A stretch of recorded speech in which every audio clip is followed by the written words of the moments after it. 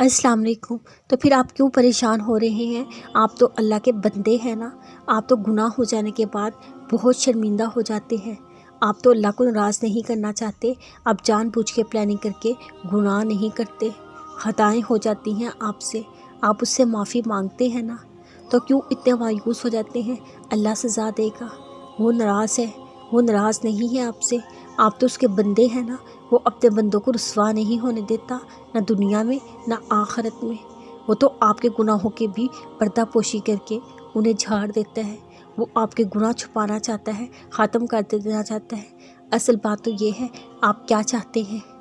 वो अल्लाह जो आपकी हदायत का हर तरफ से मुख्तलिफ रास्तों से बंदोबस्त कर रहा है, आप कैसी भी आग से बच जाए, आप इतनी कोशिश कर सकते हैं कि उसके बंदों की सब से ना निकलें।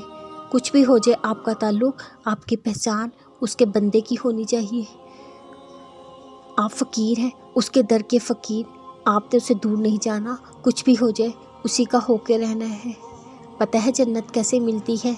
नेकियां करके, कुरान पाक पढ़ के, नमाज़ें पढ़कर, गरीबों की मदद करके नहीं, हज करके नहीं। फिर जन्नत कैसे मिलती है? जन्नत उन्हीं को मिलेगी जो नेक काम करेंगे। ऐसा है? बिल्कुल नहीं।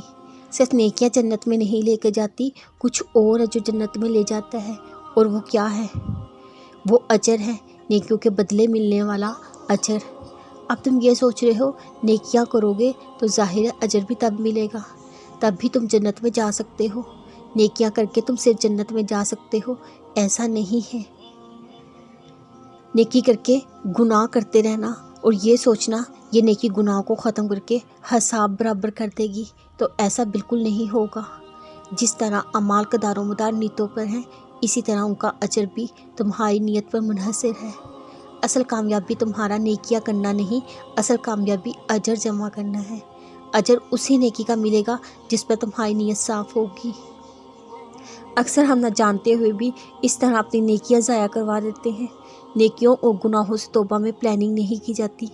अगर ये गुनाह कर लूँ, उसके बाद ये नेकी करके उसको नॉर्मलाइज कर दूँ, ये बड़ा ख़तरनाक काम है जो सारी नेकियां ज़ाया करा देता है। पता है इब्न तैमीमा इसके बारे में क्या कहते हैं? वो कहते हैं इस दुनिया में भी एक जन्नत है, जो इसमें दाखिल नहीं होगा वो बाद की जन्नत में दाखिल नहीं हो सकेगा। पता है वो कौन सी जन्नत? सुकून वाली जन्नत। दुनिया भी इसी सुकून को पा लेना, जन्नत जाके मिलेगा। पता है वो सुकून कैसे मिलेगा? जन्नत में सबसे बड़ा सुकून खुशी का लम्हा पता है कौन सा होगा? अल्लाह के दीदार का लम्हा।